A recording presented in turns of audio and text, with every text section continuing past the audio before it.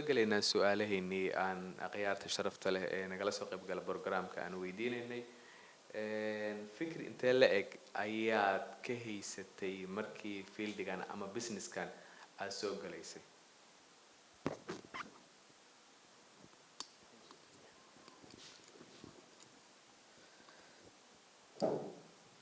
Okay, بسم الله والصلاة والسلام على رسول الله السلام عليكم حبين وناكسن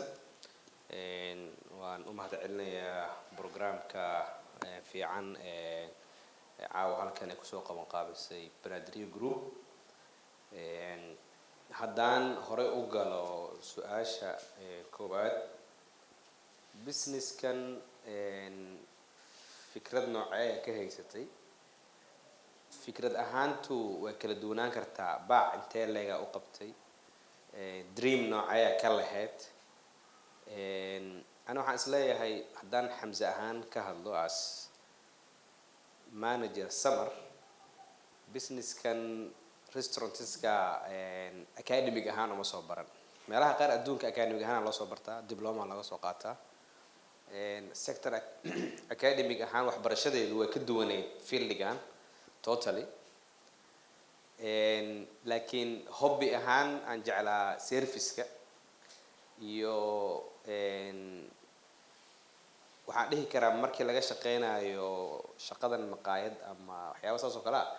kind of waa wax oo xaraka ah oo dhaqdhaqaaq ah marka dadka waxaan jeclaa ahaa inaan maanta oo dhan wax qabto oo maaragtay movement xoog badan sameeyo markii taa ka soo laga soo tago fikrad ahaan inta fikrad aan ka haystay aniga waxaan ka soo jeedaa family ahaan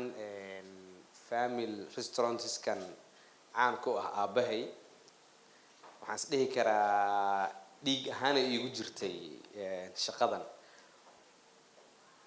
qurbahan muddo joogay ku dhawaad 12 sano waxbarasho oo ku maqnaa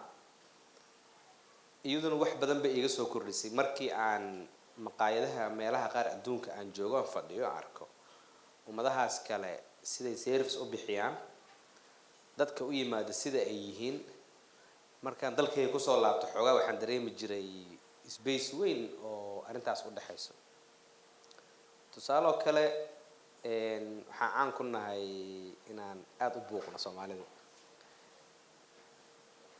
maqaayadaha adduunka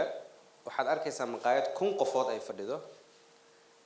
waxaa laga yaabaa inaad dareentid 10 qofood oo kamid ah in ay meeshaas joogto yani noise-ka intuu dhan yahay marka magaalada imaado ama meelaha kale dalka ah waxa aad ii dhib jiro waxa way horta waxa maqlaysaa qaandada fargeetada iyo mindida iyo saxanka waxa isleedahay kawaanka hilibka ma joogtaa qash qac qac qac qac qac waiter dhinacu ka qeylnaya chef dhinacu ka qeylnaa marka waxa ugu badan markii laga soo tago waxyaabaha qurqurxinta iyo dhadhanka iyo waxyaabaha aadkii u dhiligiriyay oo aan islaha bal wax ka bedel waxay ahayd culture-kaas try grey second waxa soo raaca waxay ahayd testiga cuntada annaga Soomaalida hadaan nahay cuntada ma noo kala lahan classification tusaale kale breakfast lunch dinner it could be in aragtid 11 at night qof hilib geel cunaaya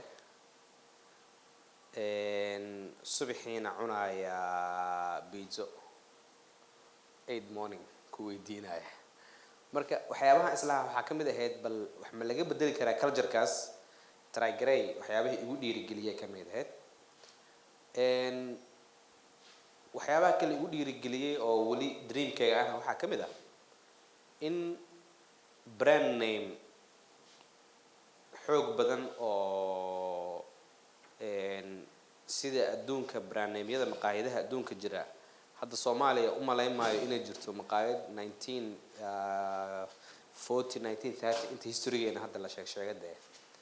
la dhihi karo maqaayad hebel intaas ay jirtay oo intaas oo farac ay leedahay oo dhadhankeedu isma bedelin up to that time